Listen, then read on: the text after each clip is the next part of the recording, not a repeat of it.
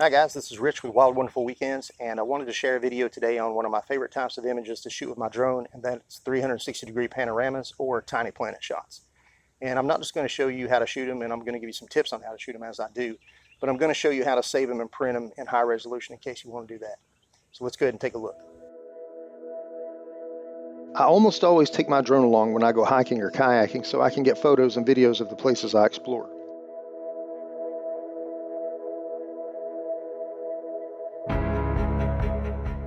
And I usually capture one or two tiny planet photos while I'm out too. They're easy to shoot, and the results are usually really interesting. As I've started sharing more of these pics on social media, people have started asking for prints, so it looks like there's even some commercial value for this type of shot.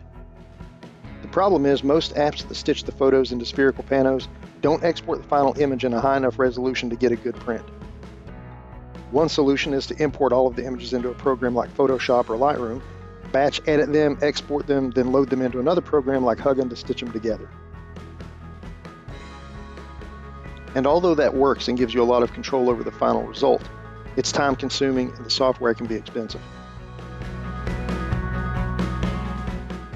Okay, so let me take you through my process of shooting, editing, saving, and finally exporting this image in high resolution. The very first thing you want to do though is pick a location that you think is going to give you an interesting result. I usually like to shoot over water because I think it ends up looking pretty cool in the final shot.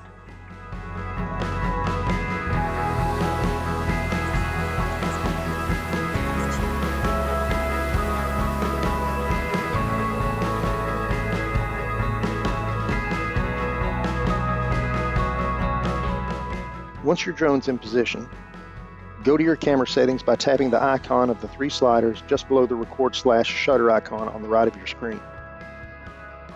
Make sure the drone is in still photography mode by tapping the camera icon above the record/shutter icon. If you're in still photo mode, the button icon will be white instead of red. If you shoot a pano in auto mode, the exposure is set and locked based on the first picture taken while the gimbal is pointed straight down. This usually yields pretty good results, but since we want to make sure we get a great shot on the first try, we're going to use manual mode. Go ahead and point your drone's camera at whatever's most important in the scene. This is what we'll adjust our exposure for. In this case, I'm just going to point it at the trees. Now tap the letter M icon to the far right of the auto icon. I like to set my ISO at 100 if there's plenty of light, so my final image has less noise. I set my aperture to 2.8 so I can have a nice fast shutter speed to eliminate motion blur. And finally, I adjust my shutter speed until my histogram, which you can see in the lower left corner of my screen, shows that I have a proper exposure.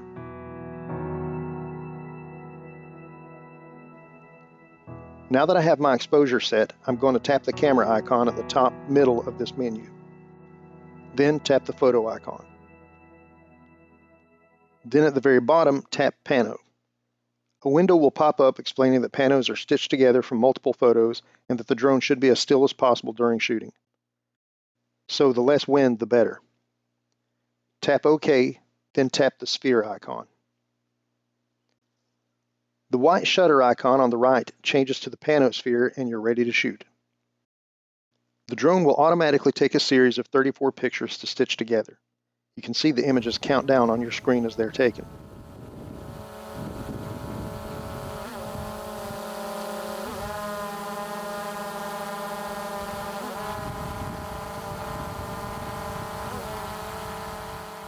Once the drone is finished taking these photos, you can preview your tiny planet image by tapping the play icon at the bottom right of the screen.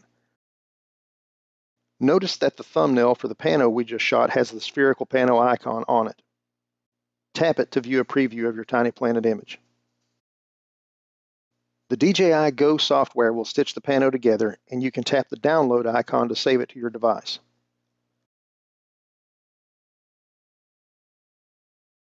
So now we have the stitched pano saved to our device, but if we were to view it in the files, we would see that it's a flat panorama, not a tiny planet. To save it as a tiny planet photo, we'll need to open it in a different app. I've used Theta Plus, and it does a really good job of creating the tiny planet image and allowing you to save it or even share it to their website for viewing. But the saved image is not high enough resolution for printing. That's where the Tiny Planet Photos app comes in. You can download the basic version for 99 cents from the App Store, but if you're going to save high-res versions of your Tiny Planet photos, you'll need to get the Extras pack for another 99 cents. Unfortunately, this app is currently only available for Apple devices. Once you've installed the app, launch it, then tap the Files icon to access your saved images. Tap to select the pano you want to convert to a Tiny Planet, and it'll appear in the workspace. Next, you can select Tiny Planet, Rabbit Hole, or Video Planet. For this demo, we'll select Tiny Planet. Just below the image is a blue ribbon with tools that help you clean up the rendering of the Tiny Planet.